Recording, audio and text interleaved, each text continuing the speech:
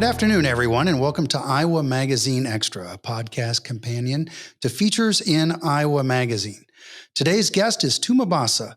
Tuma is a 1998 UI graduate with degrees in business and economics, and since graduation, he's made tremendous marks in the music industry, working at networks such as BET, MTV, Spotify, and he's currently the director of Black Music and Culture at YouTube. Tuma is a husband, father, friend, mentor, innovator, curator, influencer, entrepreneur, opinion leader, world traveler. And he just returned from the California desert where he was out at the Coachella Music Festival. And he joins us this afternoon from his home in Maryland. Welcome, Tuma.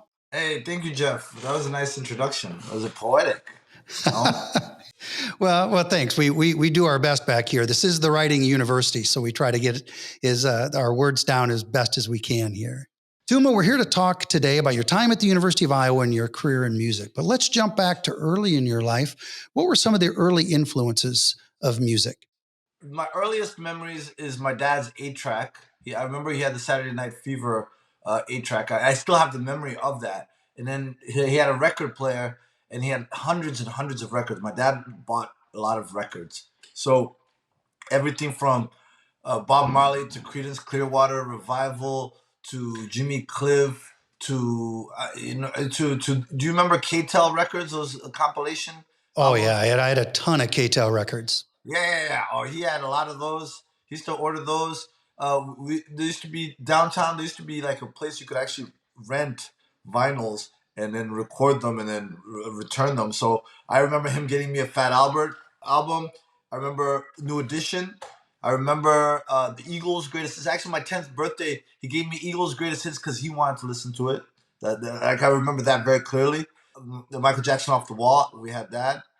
We had all Sade, the early Whitney Houston. We had the John Lennon Yoko Ono that record with the woman. I remember we had that. I remember the covers, the Yarbrough and Peoples, Kool and the Gang type of records. You know what I mean? So my dad, a lot of African music too. My dad used to order. Ironically, I live in the Washington D.C. area, but he used to order records from a Washington D.C. African music store. And they used to mail the Franco and Rochero, TPOK Jazz. You know what I mean? Those he had a lot of those. These are like 16-minute songs. They were not built for the radio. They're in Lingala, you know. And then there were some Zairian families in Iowa City. You know, just played records, etc., etc. We used to have parties.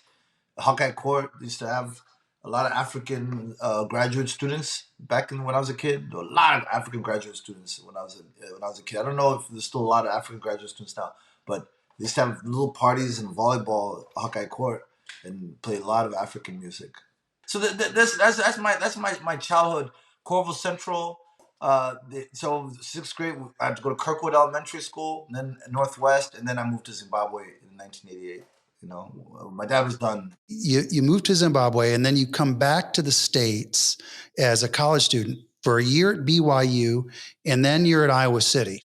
I wanted to go back to like what I knew and what I loved, and what I noticed was whenever BYU would play football, I would root for the other team. Whenever Iowa played football, I was like all into it. So I was like, I gotta get back. I gotta get back. So I transferred. It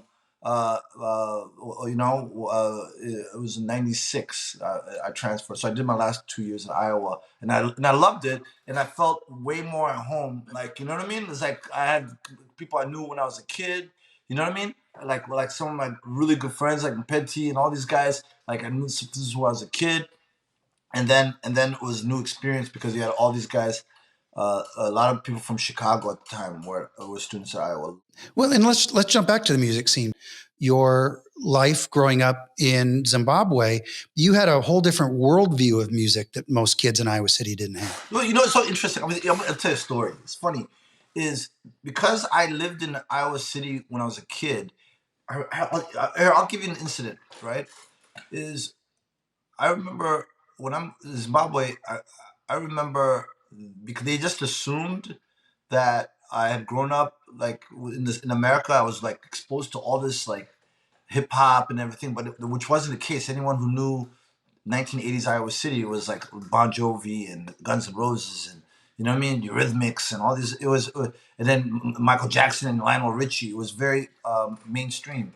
And what happened? What happened was I'll never forget two incidents. One incident where one guy asked me if I knew a song, Wild Wild West, and I was thinking the pop song that She's So Mean, I Don't Care, I Love Her Eyes and Her Wild Wild Hair. He was talking about Kumo D, Wild Wild West. And then he went like, how about I'm Bad?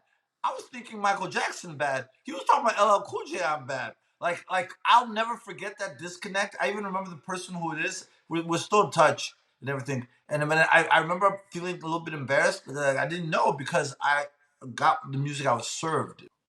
Let's go back to the mentor Yeah. project, because opening the door for your career in entertainment at BET kind of came out as an accident. 100% accident. I had done internships, two internships in New York. Remember, I was the delivery guy at Fry's Barbecue and Grill across the street from Sycamore Mall, and it went out of business. So I went and did internship. EMI Records went out of business. I go do another internship while I'm in New York with Cutler and Settlemeyer law firm. It was a startup law firm. Now it's like a huge law firm, Settlemeyer Associates. Theo Summer, he represents a lot of the biggest artists like Drake and DJ Khaled and you know what I mean, all these incredible Post Malone, Kodak Black.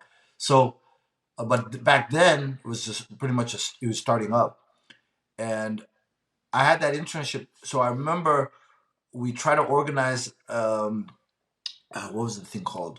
It was like like a thing for Des Moines Register was recruiting, right? So we tried to organize something, and it wasn't successful. And I went in, and I was president of the Minority Business Student Association. So Dean Fecky and Sharon like, okay, you can have like the W-2, we'll order pizza, and we'll invite different people to come. You know, at that time there was like this is when there was still Arthur Anderson Consulting and those type of companies still exist. Aldi used to have like management. They'll give you a company car. So there was a woman who came from the Washington Center of Internships, and nobody was talking to her. Like, and I felt a responsibility since I was one of the organizers. And Dean Fedke, and it's like, yo, like let's get people to be interested in business school and internships. And so I went and talked to her to be polite, and she was like, yeah, I do internships, mostly government, DC. I was like, no, I'm not interested in another internship. I want a job. And then she was like, oh, well. And then I was like, well, yeah, mostly we place people like at the State Department and the nonprofits, et cetera, et cetera. But she's like, well, we once had somebody at BET. And I was like, BET? That's how I listen to my music. So she gave me a card. She told me to talk to David Fitzpatrick. He gave me all the, like, all what to fill out this here, this here. Iowa gave me, two things Iowa gave me. They gave me a loophole where you had to get academic credit, so I was graduating, right? So they extended on paper, they extended my graduation date, right? In order for me to get academic credit for it. And they gave me a stipend, and the internship program gave me housing, right? And it was 6 months. So that's how I was able to do an unpaid internship in Washington, D.C., a city I've never been in. And now it's full circle because now I live in the Washington, D.C. area. But let's go into your career now. So you're at MTV or BET, then MTV. What are some of the memories that come up of launching your career and working for those two groundbreaking networks? BET, of course, it came from that internship. My boss at BET resigned, literally. There's a whole story behind it. And then I got a new boss, and then they put a boss over him. And that boss over him is the one who decided to move us from Washington, D.C. to New York, Stephen Hill. And at the time, if you remember at the time, TRL was a very popular show. So TRL was starting to dip into like hip hop and R&B, right? And so his logic was, hey, we need a live show so that we don't get the artists. Tuesday was the day. Those days, albums came out on Tuesdays, so that we don't get an artist on Thursday. That they do TRL on Tuesday, stop in Philly on Wednesday, and then get to DC on Thursday. We need them day and date, right? and we need to be first priority, top of mind. So he moved us to New York City, and 106 in Park was like a big hit show. So BET was a great experience for me because I got exposed to a lot that I'd never been exposed to. I got a chance to build the early part of my network, the foundational part of my network.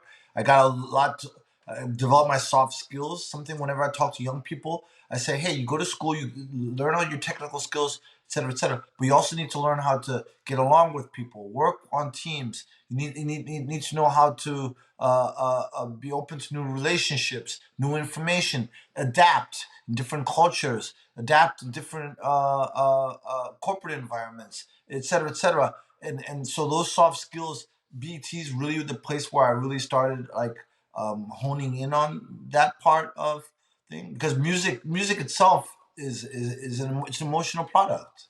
You're talking about it's people talking about their feelings for people. You know what I mean? Like, so and then MTV was the same world because I was already in New York and we're dealing with the same people, and that's how that opened up a thing. But the thing is, I was also there at MTV when technology started eating away.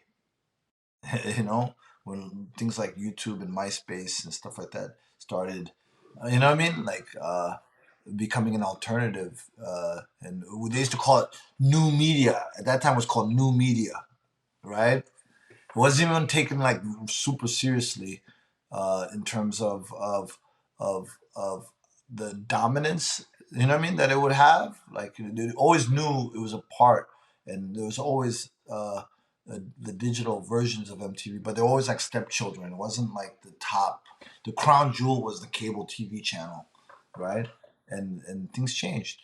The blogosphere changed things. You know what I mean? The social media changed things. Things changed. Streaming services, you know. Yeah, exactly. You didn't have to wait all day for your favorite video. It was at your fingertips for the first time. The appointment programming pretty much died. It became a la carte. No, now the cable industry is going to come after me. Let me stop.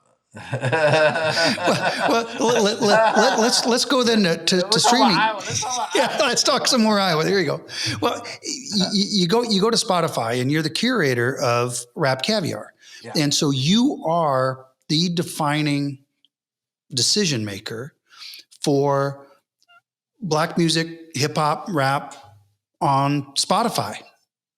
My style, I'm never the decision maker. The audience is the decision maker. I'm the investigator. I'm the appreciator. I'm the conduit, right? Because even from a generational perspective, the audience, I'm like 2 generations removed from the core audience, you know? So for me, I look at it as not about my personal preferences and taste.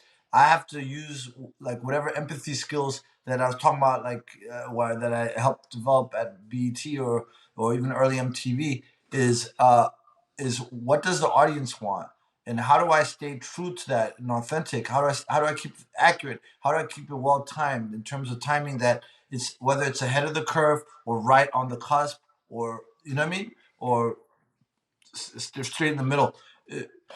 I have to stay tuned to the audience, and we were talking about Coleman before, off camera, the research company in Cedar Rapids that MTV used to use. They used to use them to for call out research. Like, hey, do you know this song? Do you like this song? Are you tired of this song? How are you a casual viewer? Are you an occasional casual or heavy viewer? You know what I mean? And it would do all kinds of questions, and we would get the results, and that's how we decided what song, what the shelf life of a music video. Like, okay, this is burnt out. Okay, this is too early and unfamiliar. Okay, this is more about the song than the artist. You know what I mean? It's like they want to hear Milkshake. They don't know who Khalees is yet. You know what I mean? Is that type of market research, and with these streaming services is just a continuation. Just the difference is a lot of this information is on platform, right? Where you can gauge like, oh, people are skipping this, or people are searching for this, or et cetera, et cetera, and which makes it a little bit easier to serve. You know what I mean? Oh yeah. There's less guessing. There's less guesswork. So when you're, I saw an interview with you Yeah. from about a year or so ago when you were talking about putting an album together. For an example, that an artist may have 200 songs that are ready to go, but you've got a dozen that can go on the record, and you don't always just pick the best dozen. You pick the ones that fit the album, that tell the story throughout. 100%. What what's the difference between a great song and a hit? Uh, for me, a great song is pretty much evergreen. It can stand the test of time. You know, a great song is a great song is something that uh, all the elements, right, are tight. You know, from the beat to the cadence to the hook to the bridge to the, you know what I mean, the lyrics to the instrumentation to the way it was mixed and mastered. A great song is full. It's dense. It's complete. A great song doesn't burn out after. You know what I mean? It's not trendy anymore. A hit burns out quickly sometimes, right? A hit.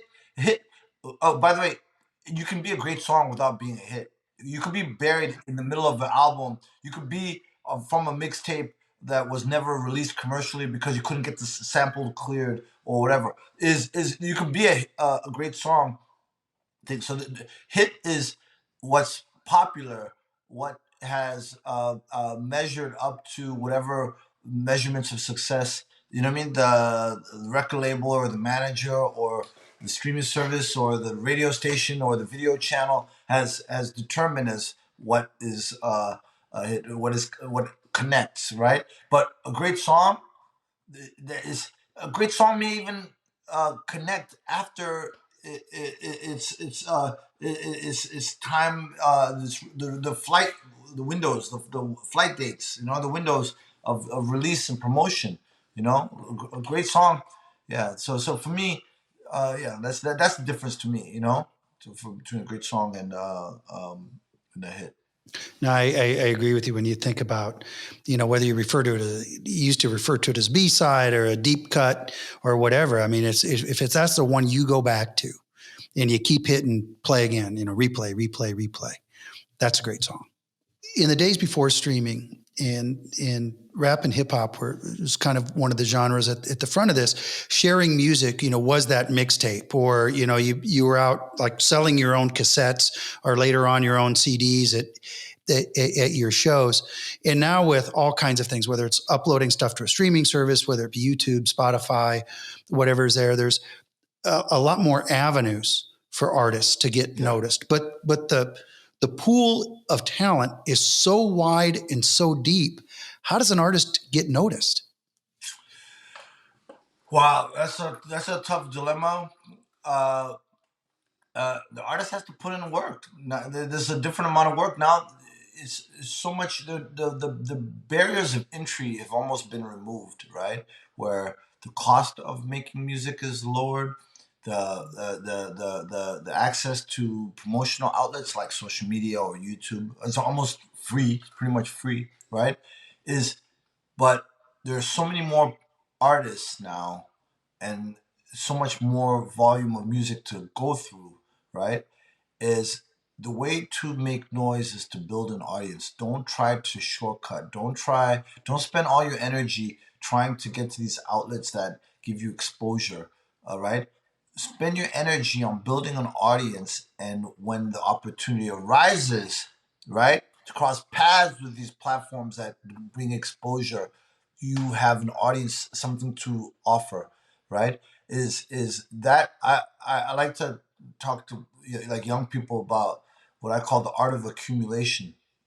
And the art of accumulation is when it's artful, you're having fun, like, you know, there's like some kind of compound effect. You know what I mean? Because you're having fun, people want that energy, etc., etc. So focus on building your audience. Start right there in Tiffin, Iowa. Like, you know what I mean? Like start with your junior high, like northwest to southeast. Start with the writers workshop or whatever in that core, And then we talked about believers before. Is you create your own set of believers, and you just keep on feeding the beast nonstop. And the art of accumulation is like those small things add up, and at a certain point, you know what I mean? Is they start to self fulfill almost, become self prophetic. Oh, you want to hear my theory? Yeah, I'd love to. I mean, I'd love to. This is my theory, and I say this theory whenever I'm at dinner or whatever. We've moved from the work from anywhere, where cell phones, home studios, email, uh, Google Hangouts, video conferencing, and Zooms. Now we can work from almost anywhere, right? Right. The next level in technology is going to be succeed from anywhere. Well, I don't have to leave Des Moines in order to reach critical mass or work on a national level or international level. I don't have to leave Tulsa. I don't have to leave Malawi, Blantyre, Malawi, or Sofia, Bulgaria. Right, right. Because social media, all these things, is to connect with the consumers or audience, and create that mass. Because right now, uh, you can work from anywhere, but you have to have a certain level of establishment where you already have those ties, or the revenue stream, et cetera, or the network.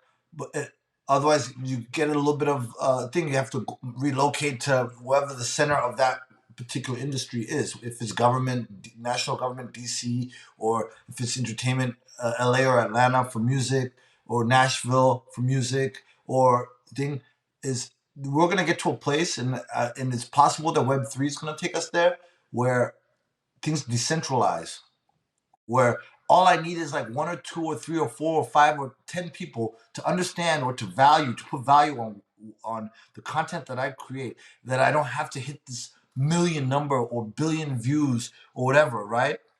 And I don't have to relocate to London or New York, or wherever, in order to get a check, because that's where the decision makers or the check writers are, right? Because that's what I had to do. I had to leave in order to. So we're gonna get there, and I'm 100% believe. And Iowa will actually stand to benefit a lot, because a lot of what happens in Iowa, where you have a lot of talent or a lot of ambition, is the geographic disconnect. You know what I mean? Is like being a little bit out of the way.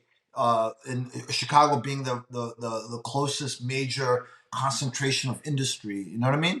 Or Minneapolis, but Iowa, and places like in that group, Iowa and Zimbabwe, both two landlocked places that were a little bit out of the way in terms of like a certain level of action, right? Those are the type of places that will benefit from that decentralized era, the succeed from anywhere era. So it's important that Iowa be prepared for that. By the way, you know, And I love the way you put succeed from anywhere. I mean, succeed from anywhere, from trademark beginning. that. Don't let that go. No, I won't. No, it's happening because I know what it took back in the day. And when things were physical, you had to get your tape to an A&R or a music magazine editor who would give it, and you'd have to physically, a radio station, etc. It's physically, and those days are gone. And technology is not going to stop just because we're happy with what we have. This doesn't work that way. It doesn't work that way. You know. Exactly. Before we go into our final few questions, tell us about what you're doing at YouTube as director of Black Music and Culture. Well, one of the things right now we're working on is like grassroots engagement, is going to places like Detroit or Philly or thing, and kind of humanizing some of the information. We haven't announced it yet, so that's why I'm not getting into too much detail. But we're preparing to have that kind of boots on the ground presence, right? In terms of information sharing, in terms of all the new products and music, and content strategy, and things like that. So we're about to take the show on the road, and so that's one of the we partnered with my guy Wallow 267, who's an incredible thought leader, and just leader in general. Um, the shorts, YouTube shorts. That's our. It's like it's like our short form on YouTube. You can do it on your phone. That's huge, and it's like dope, and it's like a new way. Short form is like a new way of expressing yourself through music, right? And it's more accessible. It's because not as expensive. You don't have to go do all this editing, and you know what I mean. Make sure you have like industrial quality cameras, and you know what I mean, et cetera, et cetera. So that's something that's like really big right now. There's a lot of things going on, et cetera, et cetera. Coachella and all these live streams. I don't know when this is airing, but it's like is is all these live streams that we have a really cool live stream partnership team that puts together those situations. There's just so much. I don't even know how to describe. You know, How was Coachella? I enjoy myself. It's dusty, but also I realized how old I was because walking around those grounds, it's been 2 years. Pandemic made me forget some of the physical rigor of, you know what I mean, of going to these festivals. And it's about to be festival season in Europe with like Wireless Festival in the UK and all these other things. And I was like, wow, I forgot. Like, the dust. The dust. I was like, this is a young man's game, like, you know. Tuma, I can't tell you how much I enjoyed this conversation today. And, we're grateful for all you do for the University of Iowa. You're an advocate for us. You're a volunteer for us. And I've learned a lot today, and keep up the good work. We can't hardly wait to see what happens next in your career and your life. Thank you. This was fun. Thank you so much for having me. We'll do it again sometime. Absolutely. This wraps up this edition of Iowa Magazine Extra. Our guest today has been Tuma Basa, a 1998 UI grad who is doing fantastic things in music, culture, and entertainment.